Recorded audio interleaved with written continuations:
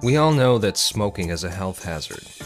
The government says it, the medical experts say it, even the tobacco companies are behaving in a way to suggest that. But does the science support this argument? Let's remember that 400 years ago, the majority of people and experts alike thought that the Earth was flat. Turned out, it wasn't. So let's have a look at the science behind smoking. Throughout history, there were people who thought of smoking as something beneficial, relieving asthma and warding off infections, while others thought of it as disgusting, hazardous, and deadly in the long run. Well, Saturday night and I just got paid. About the money, don't try to save. These opinions for or against were not supported by much evidence either way until medical scientists first attempted to study this question in 1950. That year, Richard Dahl and Bradford Hill published a paper in which they showed that smokers seemed more likely to develop lung cancer. This was the start of the anti-smoking movement. But shortly after the publication, an astute statistician, Sir Ronald Fisher, noticed a strange anomaly in the results of that study. They had asked their subjects whether or not they inhaled the smoke of their cigarettes. Fisher showed that men who inhaled cigarette smoke were less likely to develop lung cancer than those who did not. As Fisher said, even equality would be a fair knockout for the theory that smoking causes lung cancer. In 1968, another study, the Whitehall study, was undertaken with the participation of 1,400 smoking British civil servants who were divided into two similar groups. One was encouraged and counseled to quit, the other was left on their own. Both groups were followed for 10 years, and the results were surprising. The group that quit showed no improvement of life expectancy, nor any change in frequency of death from cancer or heart attacks, with one exception.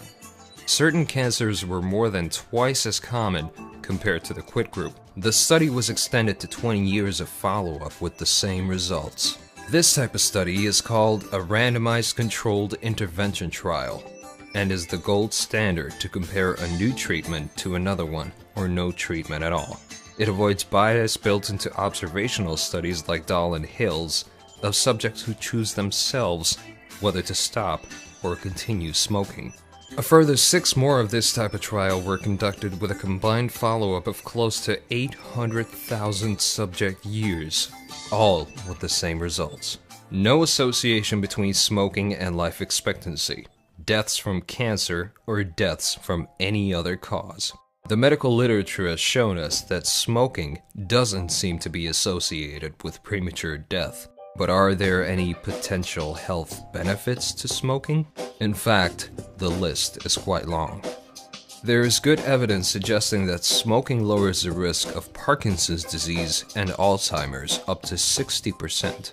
Contrary to pictures on your cigarette box, smokers are much less likely to develop severe gum disease. In men, smoking also lowers the risk of needing joint replacement surgery up to 50%. Also, nicotine has been found to stop the growth of tuberculosis in laboratory tests, even when used in small quantities, according to Saleh Nazer, an associate professor of microbiology and molecular biology at UCF, and seems to work better than about 10 other substances also tested.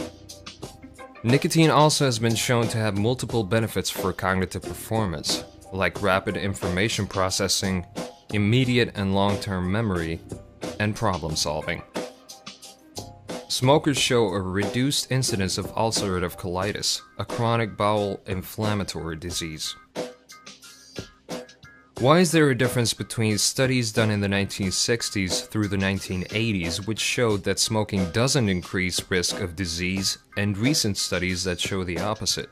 There are probably two reasons for this. The first is that the tobacco industry has progressively increased additives in tobacco to make the product more appealing, more addictive to smokers. The list that the tobacco manufacturers have provided to the US Department of Health and Human Services contains 599 substances that may or may not be used in a particular brand. They have been approved as food additives and have not been tested by burning. When these substances are burned, they create more than 4,000 compounds. This is the main argument why smoking additive-free tobacco is undoubtedly healthier than commercial cigarettes. The other reason is that research into smoking hazards are mainly sponsored by the pharmaceutical industry, selling nicotine replacement therapies and drugs to facilitate smoking cessation.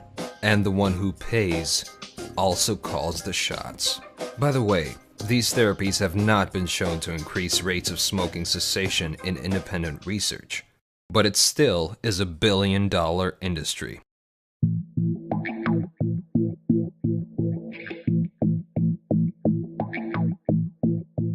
Last but not least, since the end of World War II, 528 nuclear bombs have been detonated in the atmosphere, and a further 1,525 underground, spewing tons of radioactive particles, especially plutonium, high into the atmosphere, which have been distributed around the world by jet streams. Ingestion or inhalation of such particles increase the risk of cancer massively, and there is enough plutonium in the atmosphere to kill every human being several times over. A cover-up for cancer caused by other factors that were introduced by our modern society since the anti-smoking propaganda was set into motion?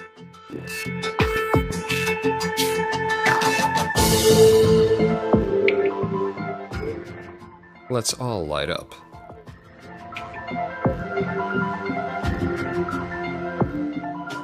In summary, there is little scientific evidence that smoking additive-free tobacco is the health hazard that mainstream medicine is trying to paint it to be.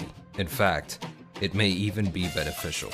I hope that this short video has answered a few questions. Please feel free to distribute it in any way you like. If you like this video, please share.